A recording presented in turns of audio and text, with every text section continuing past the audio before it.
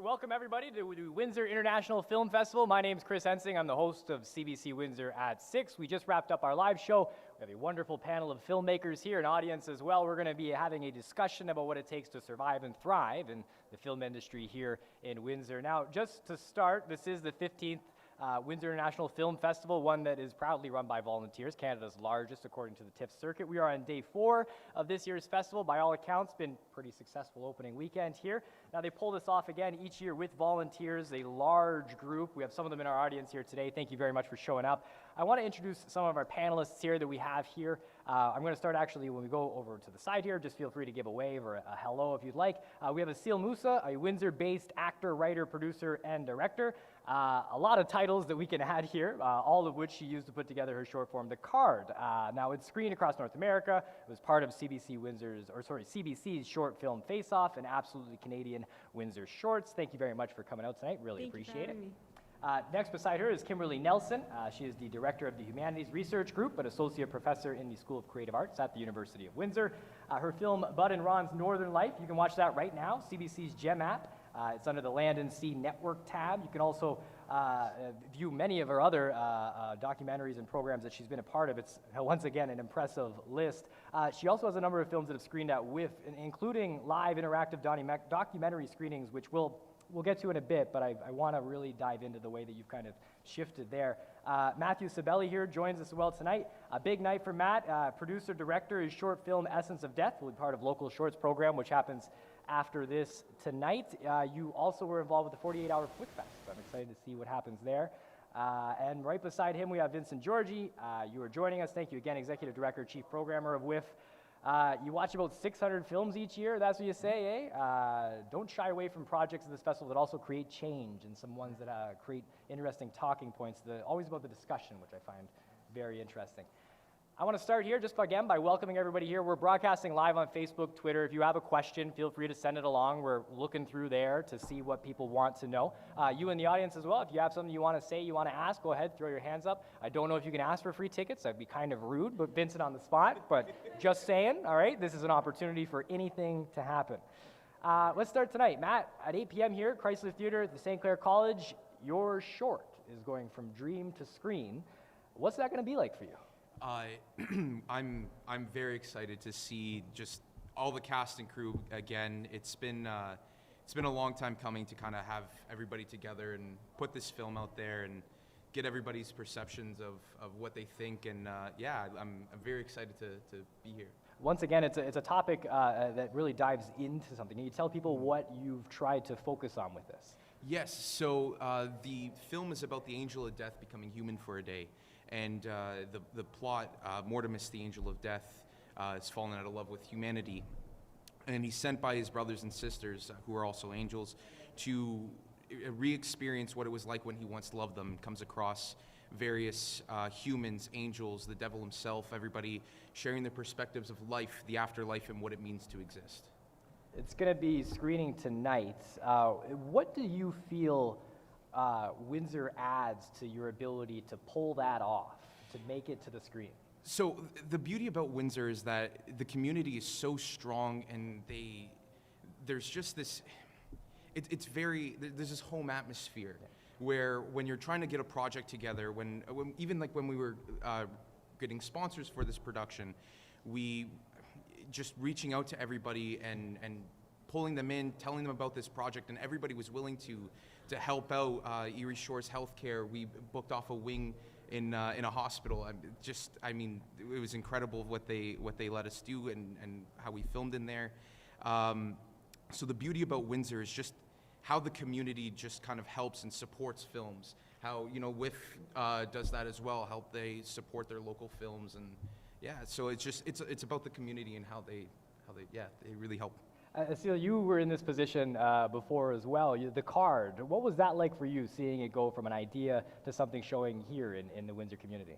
It's really cool actually to have like an idea in your head, and then all of a sudden after all this hard work and effort and all these people involved to see it on the screen. And I do definitely agree with Matt, it's the community that makes it possible. The collaboration in Windsor, I met a lot of my team on Kim Nelson's film On Girls, so that was really cool. And we're all kind of connected in some way because it is a close-knit community, and you can always ask for favors, and people are excited about film here. So it's not like, oh, you're going to shut down something. It's like they're really excited about it. So that's what's nice about it. It's really interesting that you talk about Kim. Kim, you've been a part of a number of careers here and seen this take off. What's it been like for you to be able to watch this experience through someone like Matt's eyes, someone like Asil's eyes, to see WIF as they discover it? Well, yeah, it's exciting. So I taught Asil. She was one of my top students ever. And, Ever? Yeah. and I've met a lot of great crew members. It's a great way to recruit. So it's wonderful for me, and it's great to see them go on and have so much success. And film is so collaborative. It's a film isn't by one person, so you really need a network, and it's just been great to be a part of that and to have young filmmakers to work with, and it's really exciting. You talked about recruiting. You brought some graduates with you up to one of your most recently available projects. So what can you tell about why you were able to sort of include Windsor people to be a part of that?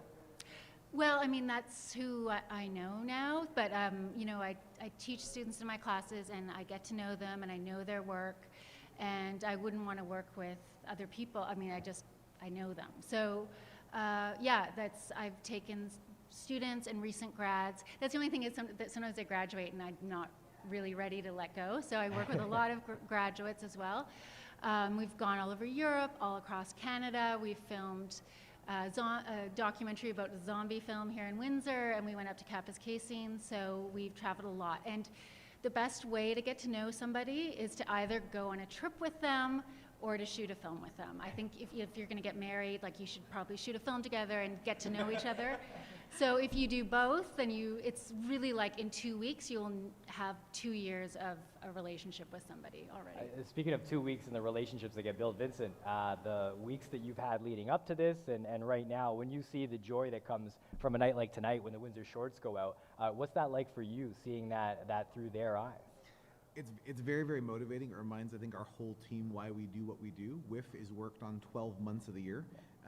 So a night like tonight reminds us that we're proud of this, we're proud of the filmmakers, we're proud of the films that we're showing, and to be able to offer a platform like WIF to show these films on a big, beautiful screen in a big venue and have all this wonderful media attention and that, we're really proud to support that, because to build film culture, you have to have filmmakers. To build film culture, you have to have an audience. To build film culture, you have to have a festival. They all have to work together. It's an ecosystem. What I find interesting is you look at some people, when they talk about a film festival, they think of TIFF, Toronto's International Film Festival. But now if you look at Chatham-Kent, they're trying to start their own film festival. And we find Windsor here on year 15.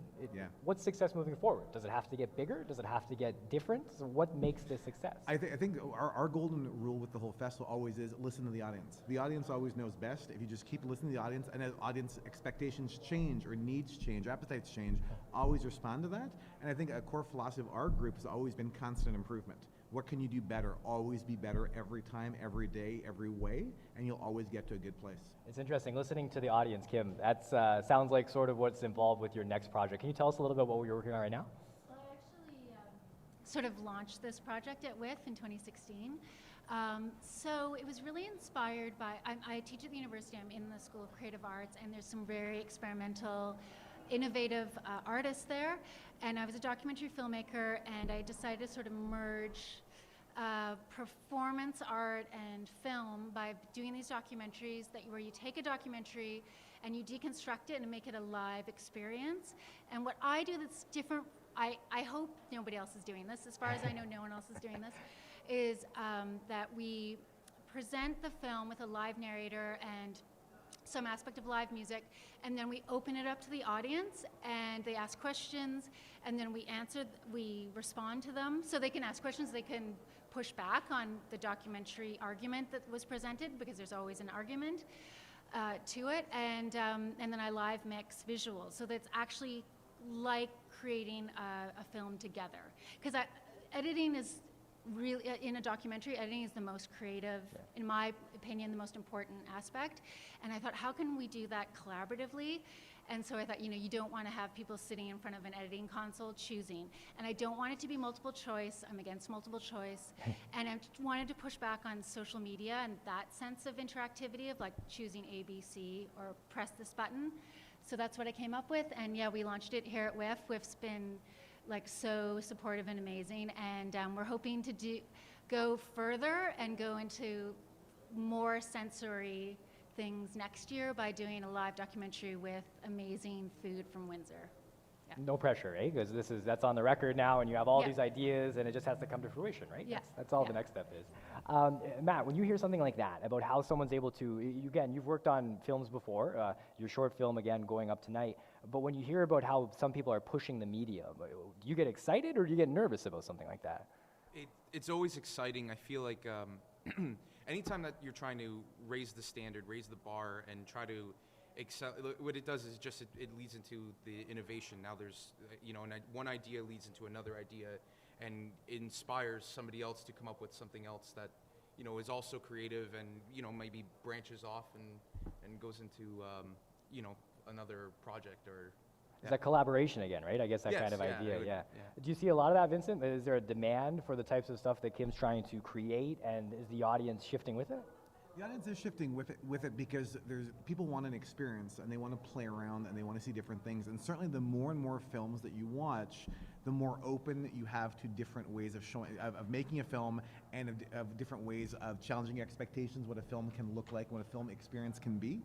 So we definitely see people having an appetite around that. So that's why I think Kim's work is so innovative and so interesting. Now, Cecile, again, to be sitting here today talking on a panel beside someone that we were talking earlier, you really look up to, but you've also hustled pretty hard yourself. To be successful, to take the risks that you've had to go to other places, but we find you back here in Windsor. Can you talk a little bit about what Toronto did for you, what LA does for you, but also how Windsor helps create moving forward? Yeah, sure. So, yes, I do look up to Kim and Vincent and Matt. It feels really amazing to be here, and I'm really humbled and blessed to be at this panel with you guys. So LA, I did like an internship on a film there, and I that was really when I realized like I want to be on set. Like this is an amazing environment, and I really love the people. And I went to Toronto. I did a 3-month summer intensive, film intensive in Ryerson. So it was like a year and a half.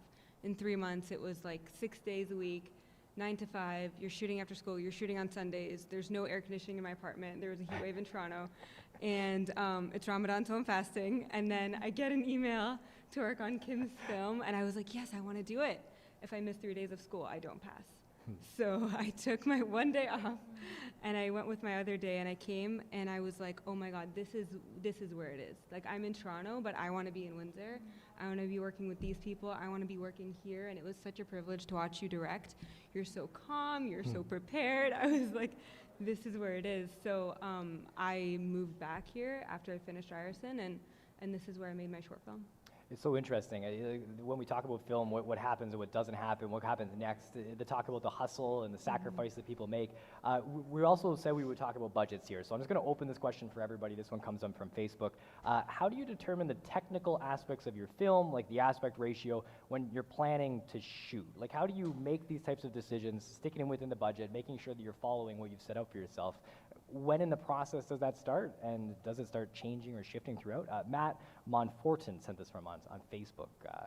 I'm going to let anybody who thinks they might have an idea with it. So just the idea of how do you determine the technical aspects of your film, like the aspect ratio, when you're planning to shoot what you're going to do?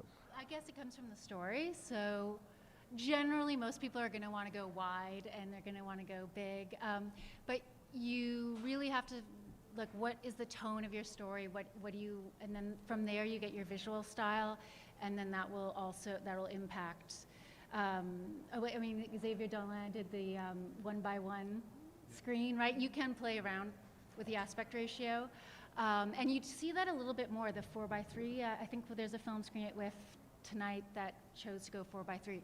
So in terms of the aspect ratio and those technical things, you've got to make sure that it makes sense with the story you're telling, and you talk to your tech people. I mean, if you're a director, we have a lot of people that come out of the University of Windsor that are technically amazing. A lot of times directors go into that role because they prefer not to get their hands messy with that stuff. So you also have to decide with your tech people and your cinematographer as well. We just keep going back to collaboration here. Does anybody have anything to add as far as, like, Matt, when you decide to do a short film, when you decide to start a project, at what point are you starting to get into those nitty-gritty details? So I like to I'll sit down and I'll try to plan every nuance, even to the minutes where there'll start to be that leg, and then there'll be that like, surprise in the film when that something pops up. So in my personal writing style, I like to think about the audience and how the audience is going to receive the film, and then try to plan the film around that. And incorporate things like subtle artistic pieces to the film, where you can have like more artistic people for filmmaking. They'll appreciate those little things, but then also the more broad and generic storytelling that other people will enjoy as well. It just sounds like such a balance, right? Trying to figure out what to do and what. I don't know where Matt's from, but I will give a plug for Windsor, that it's great to make films in Windsor because it's so affordable to live here and work here. And one thing that's it's been brought up at WIF panels in the past, but making Windsor a place that's outside of the GTA where you get tax credits to make films would be really fantastic. There's tons of money and film crews going to Northern Canada to film.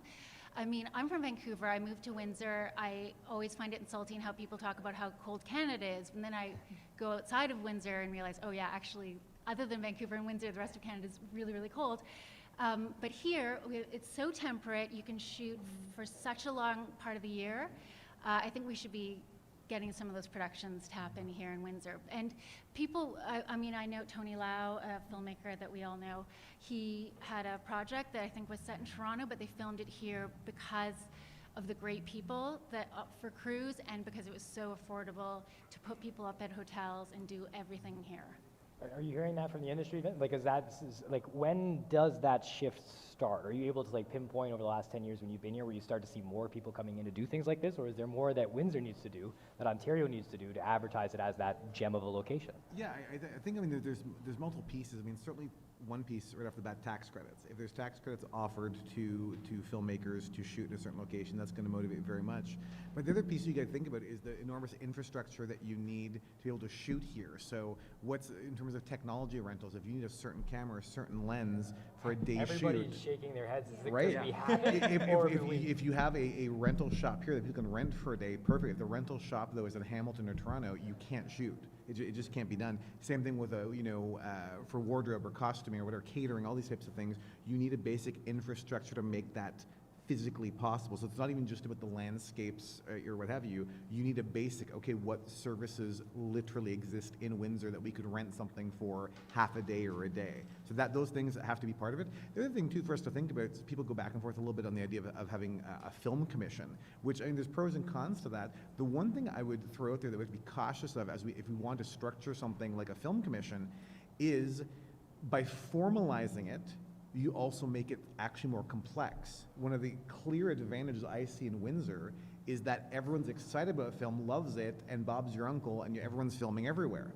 The fact that it's actually so unregulated, my sense from filmmakers we've worked with is that it tends to make things easier along the way. Yes. So it's just thinking about those infrastructure questions. That's really interesting. As we continue with questions, if anybody has any questions from the audience, feel free to put your hand up. Simon Rice is over there. He's our TD producer. He's got a microphone. He's looking very eager to throw it in front of someone's face. So feel free if you have anything that you want to add or you would like to go off of. Once again, my name's Chris Ensing with CBC Windsor. We're hosting a panel on filmmaking discussions. This is Vincent Georgi, Matthew Sabelli, Asil Musa, and Kim Nelson over there on the side. Thank you again for watching us. WIF, 15 years. Why does it continue, and how do you make sure to keep adding things, if that makes sense? Is this because of momentum, or are we seeing some of the fruits from what was planted earlier at those year 1, year 2, year 3? Yeah, there's a whole bunch of pieces. I mean, the core piece is you have a dedicated team that commit to this. So festival proper takes this year 300 people to give up their time, and year round it's about a team of 30. That's the core of it. It cannot happen without that. But people are committed to it because they believe in it. When you work and build on projects that you believe in, you get people's energy and momentum. Then you have to make sure it's in line with what the community wants and is interested in. Okay, often enough, communities that are outside of your major Toronto, Montreal, Vancouver can be starved for culture. We're very fortunate in the city of Windsor. I don't think we're starved for culture at all. I think it's actually a very, very culturally rich community. But people want to see so many great films and stories on the screen that would never be playing here. So that, I think, is one piece. The other piece, too, is creating something that has a true community impact. By being downtown, WIF is proudly a downtown film festival, okay?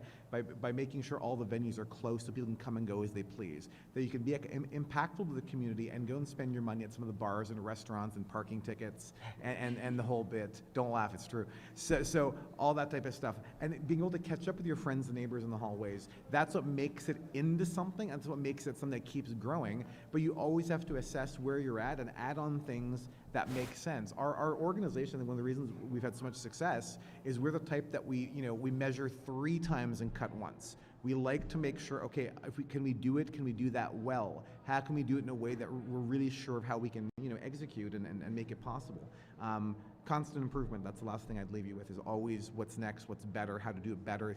Everything can always be better. We debriefed today about how yesterday went, and even the smallest thing. If we need a little bit more butter on that popcorn, put it on, Always more butter on the popcorn. Always. A little bit of salt on top, garlic, some people. All of the above. All of the above. Simon, I believe you have a question here.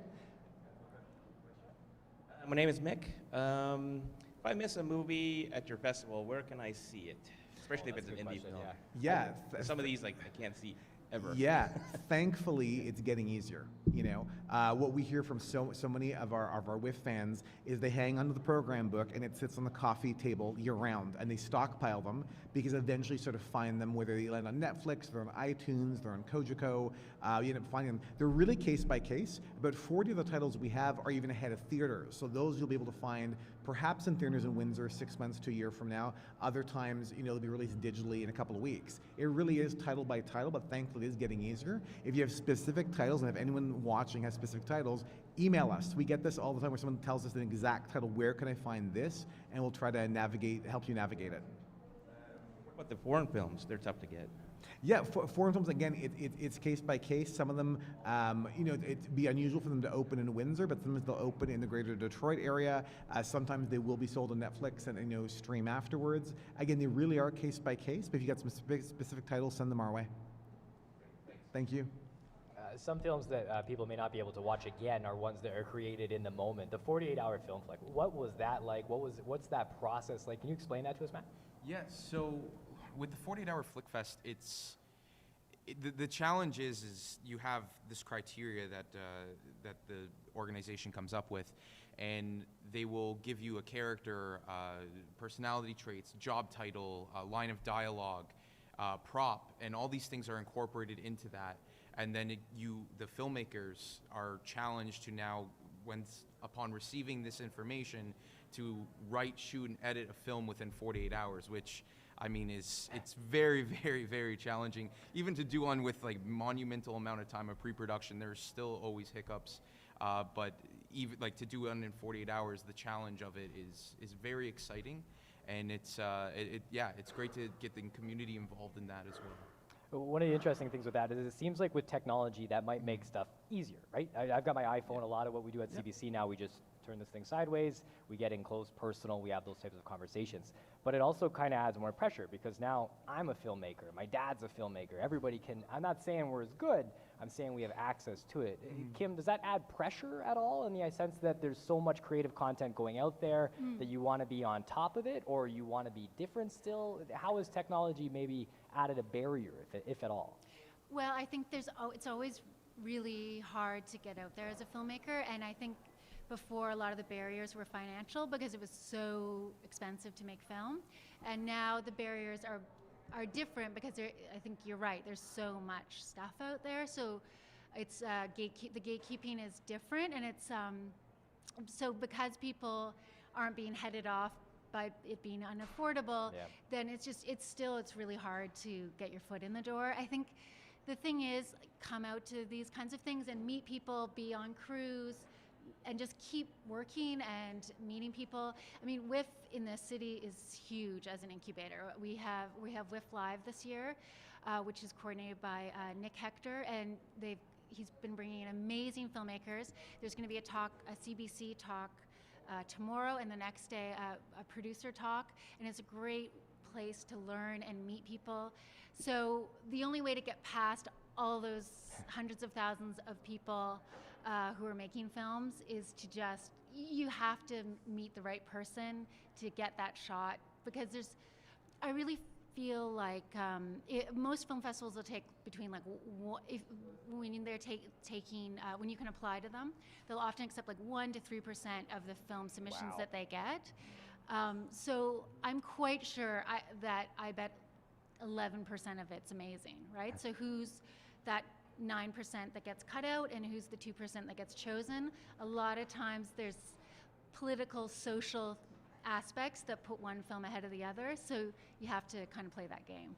I see you nodding your head along. Her comments, anything strike out for you as somebody who's trying to get noticed or trying to get through the noise? Absolutely. I mean, when you're talking about the technical thing, now that, we all have phones and so easy to get your hands on camera equipment and things like that, it really comes down to story. It really comes down to innovation and your characters and your obstacles, because you open up Vimeo and there's like thousands of short films and they look beautiful, right? But how many of them have like an amazing story? How many of them can you watch and you like, that's I feel all the feelings, right? So, and I think that's where it comes down to. And then trying to get your film in the festival is a whole different ball game, because like Kim said, it is all about connections and politics a lot of the time. Not at Windsor. Not at I was about to put him on the hot seat over Not here. You here. can hear the popcorn popping. We don't have that Yeah. open call. It's like a curated festival, and then we focus on local. When it comes to local, we put every film that we think like this is working for this festival, we put it there. So that does not apply to WIF, what I said. But it applies to a lot of other film Bigger festivals. festivals, yeah,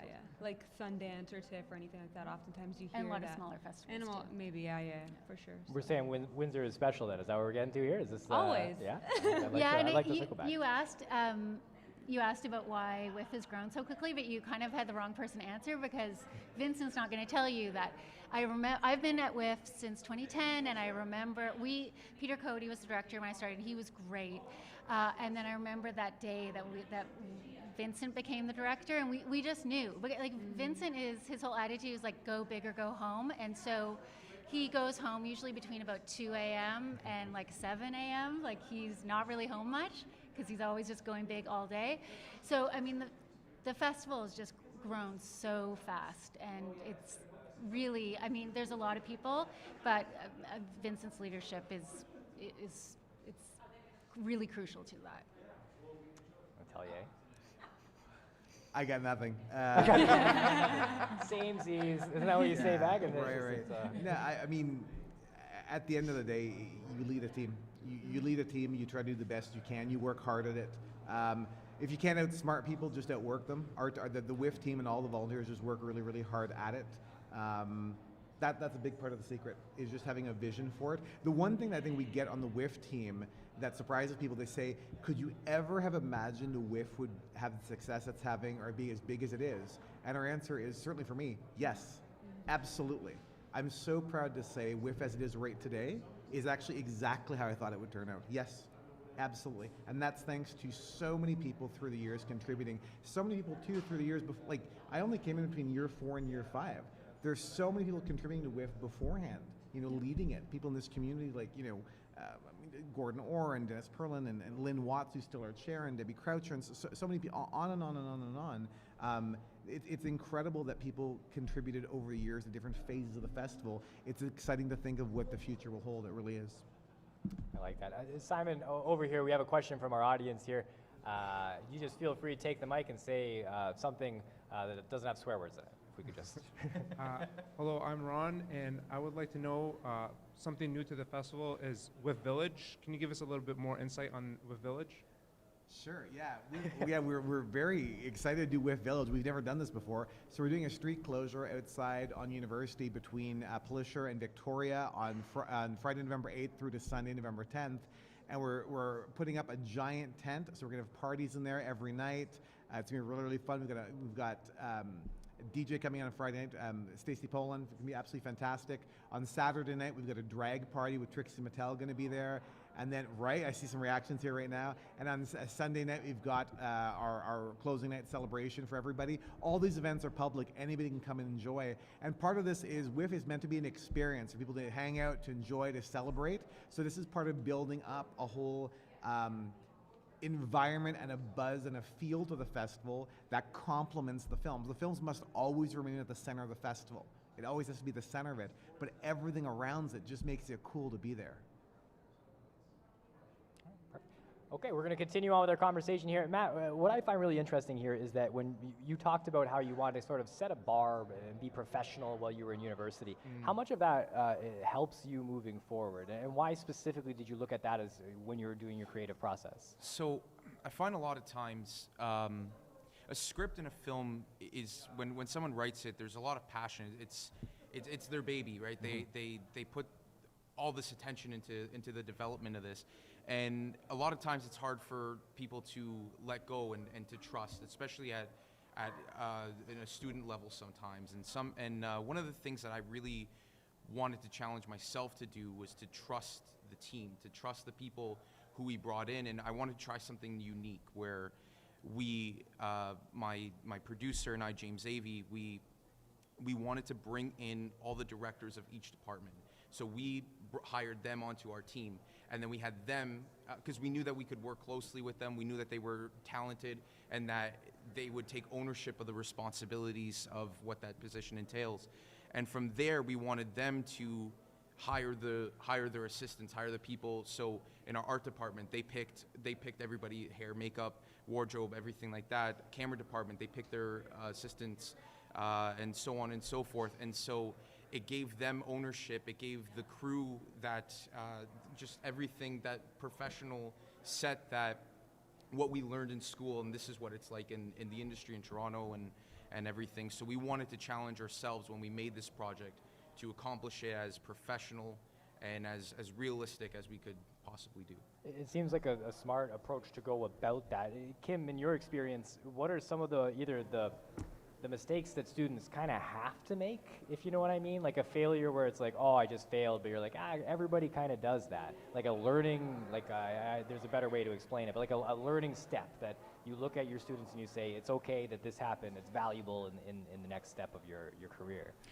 Well, I don't know. I just think you have to. I think Jean-Luc Godard said that, something about like if you want to make films, you just have to make films. So, and of course, you really only learn by your failures. So, you have to go out there and make films and make mistakes in order to learn. But I do think the one big mistake is, I know Vin Diesel said you should self-finance your films because if you don't believe in yourself, who will? I do think you have to make sure you don't dig yourself into a hole making a calling card film that is going to cause pain and suffering for many decades to come. So you kind of have to balance that. And you can make films affordably. So I guess that would be the one thing is be careful not to just throw a whole bunch of money in and try to be prudent about that. Get somebody from the Odette School of Business to be your producer and make sure that's covered. Speaking about that, you made sure that you knew what was going on from the business side of things. How important is that as you move forward, and how strategic of a decision was that to be able to have that as a feather in your cap as well? Oh, yeah, absolutely. I feel like I self-funded the production side of it, and then I was like, you know what, for post-production, I want to be able to pay people really well, so I just need to do local grants. So we did like the Windsor Endowment of the Arts and the Windsor Arts and Culture Heritage Fund, I think, and it was like, it's really great that Windsor has these opportunities for local artists to be able to apply. And that's what we did, and that's what helped our post-production and festival submissions and everything like that. So I definitely think just planning that out beforehand so you don't dig yourself in a hole, and also asking people for favors. We shut down a cafe for 2 days, but it cost us $1,200. So it is expensive, but if you were trying to do it in Toronto, I mean, it probably wouldn't be able to be possible even. So yeah, I kind of had to work my way around that and doing there's a Starbucks sign in the very beginning of my film, and so to apply to grant, you have to get clearance for all those. So I had to email Starbucks for 2 months to try to get it to the top, to get clearance. No logos, so I did, but it took a while. So you just got to make sure you check all those. That's really, Matt, is there a time that you can remember where you bet on yourself? Talking about the idea of like, you know, how much you're able to believe in yourself with measured expectations, but also sometimes you throw it down. Yeah, so I think that this film was that film that I kind of did that with. I wanted to, I was very passionate about this story, and I really wanted to, it was a story that I really wanted to tell for quite a long time. And in doing that, I pulled out all the stops. I tried as best as I can to, one of the issues again was sponsorships and money and grants and things, and so we struggled with that for a little bit. We only had, to do this film, we only had about a month of pre-production.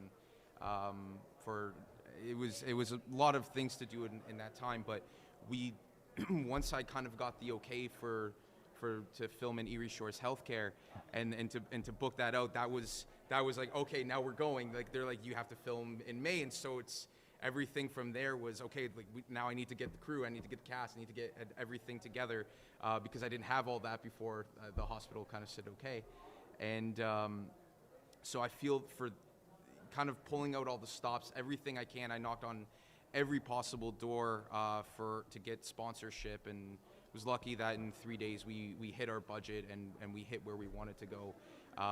Which, yeah, it just, thank you. 3 days.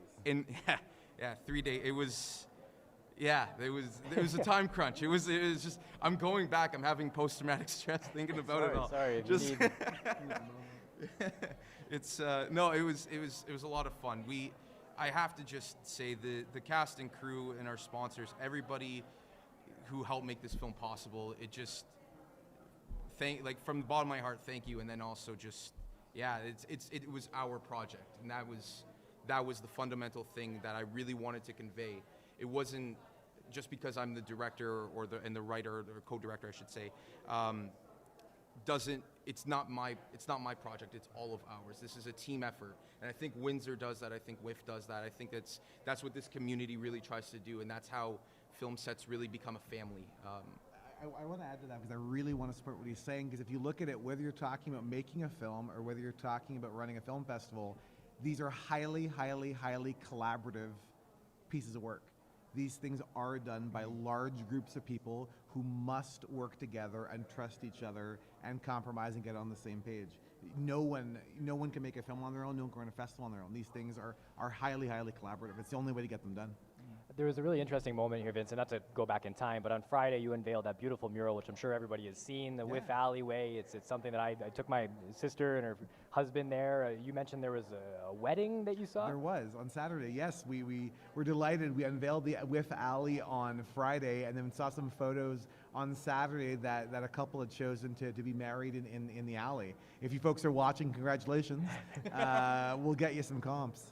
We'll get you some comps. That's how you asked for free tickets, I think, Yeah, by the there way. you go, yeah. While I was there was a lot of discussion about the idea of that being a public space, but there was also a lot of people taking a moment to think of Mark Buscariel and what he's brought to Windsor and what he's brought to this film festival. We looked through some archive tape, and you can see him at the 5-year mark. Like, you can see him part of this festival. What do you think of when you see the wristbands that are going around the 48-hour Flick Fests? Yeah, I mean, it touches me in a very, very, I think, personal way. Mark founded the festival, pure and simple, and he was the person that put the energy into it in the early years, and put money into it and put effort into it, and he had a lot of love for the festival, tons, and I think he'd be so proud. Mark would be so proud of where it's at right now. Even I think of some of the last conversations I had with Mark before he passed, he always said, he's like, the whole team that works on WIF, he says, took it to a place he never thought it could get to, but he wanted to support it. And that's an example of someone saying, let me help support good things in the community. He was a community builder. There's no question around it.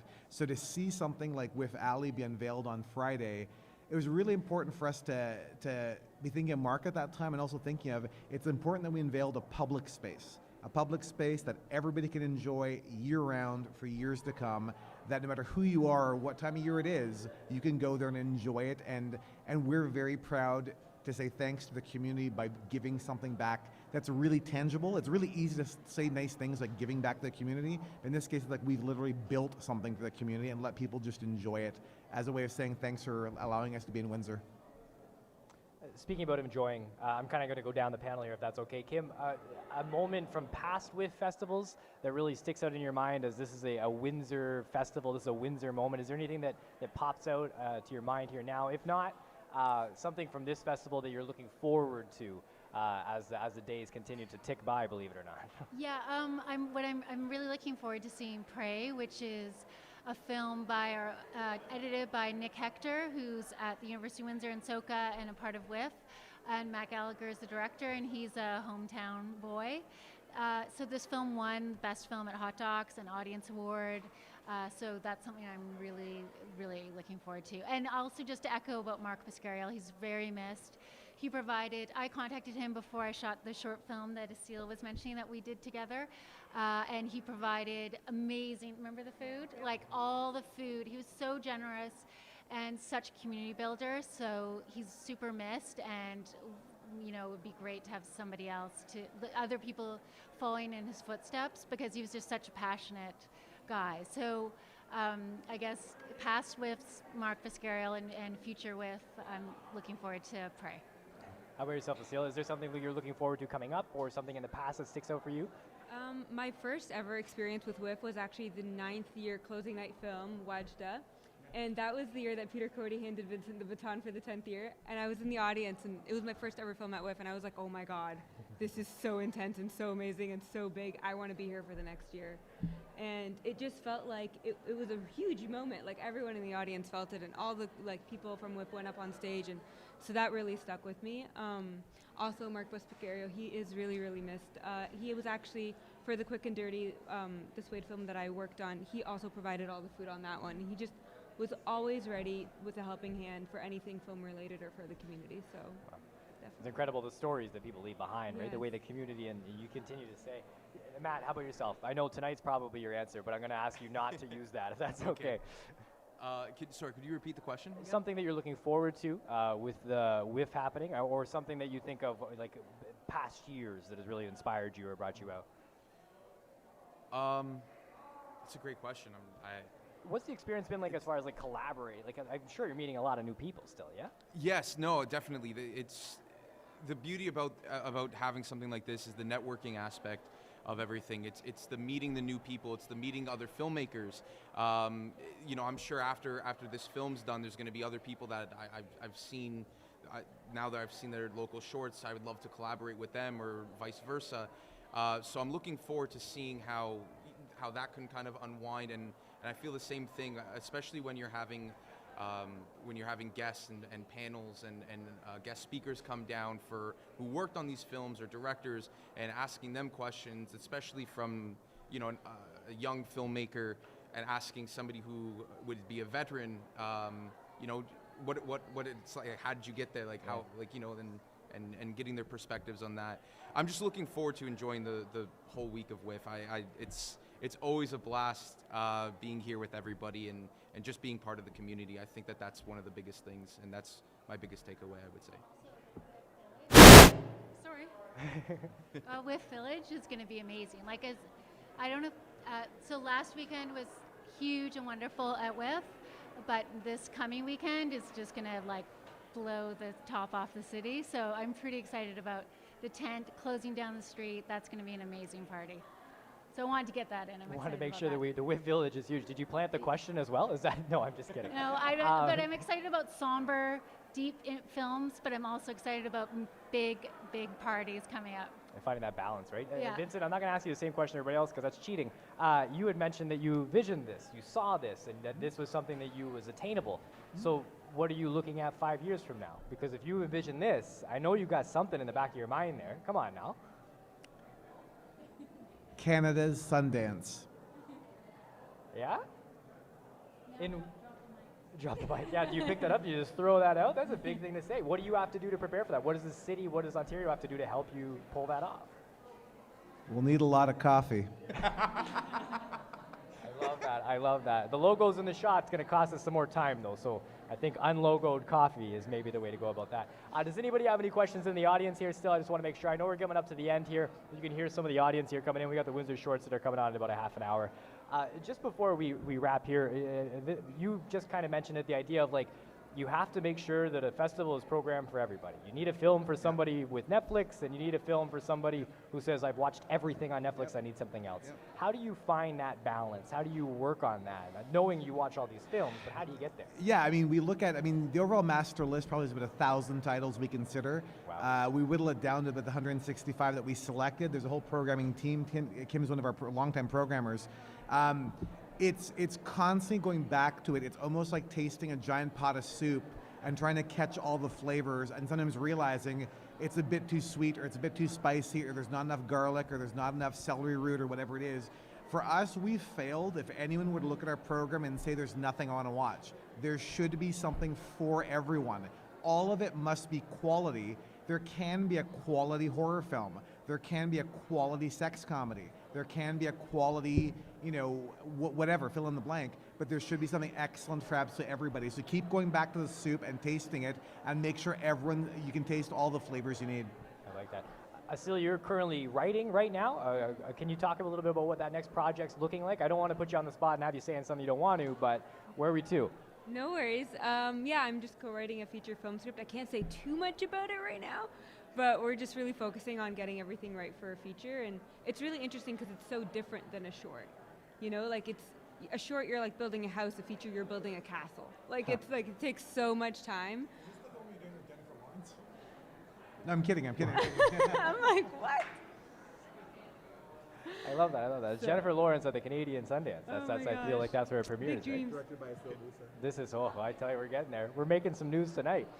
But excited about it? Yeah. I'm excited. Thank you. Yeah. Kim, what do you got coming up? What should people be watching for? What excites you as far as what's happening next year? In general, or Just in general, as you look at what's available to you, the projects that you're working on, and what you kind of think people might be excited about. hopefully they're excited about watching a film about Arab food in Windsor and Detroit and eating food along with it, hopefully. I love that. Matt, tonight, what's success for you? I know you said that you had mentioned you invited some people here. There was someone you forgot to invite. There's still time, I think, to throw that invite out there if you want. Not to put you on your spot. Success for me tonight, I would say, if one person is moved by this film, that to me is success. If I can, if one person can just sit there and say that the writing and the effort and the work that the team and I put together was worth, just that to me would be the most successful thing for me. Wow. I would say. How's it feel to be able to have provided an opportunity for someone like that? It's a privilege. It's what we do. It's what we try to help people with. We're very proud to do it in all ways possible. All right. Well, thank you everybody for coming out tonight. I know we all got a bazillion things to go to. I think I've already ran over time. Thank you everybody in the audience for coming to watch. I'm sure that they're sticking around and they've got a bunch of ideas and things they can collaborate with and technical. I don't know. I'm not putting you on the spot for that either. Thank you again for watching us. Once again, my name is Chris Ensing. I'm the host of CBC Windsor at 6. This has been a filmmakers discussion, and we are off now to go and watch the local shorts here at the St. Clair Center for the Arts.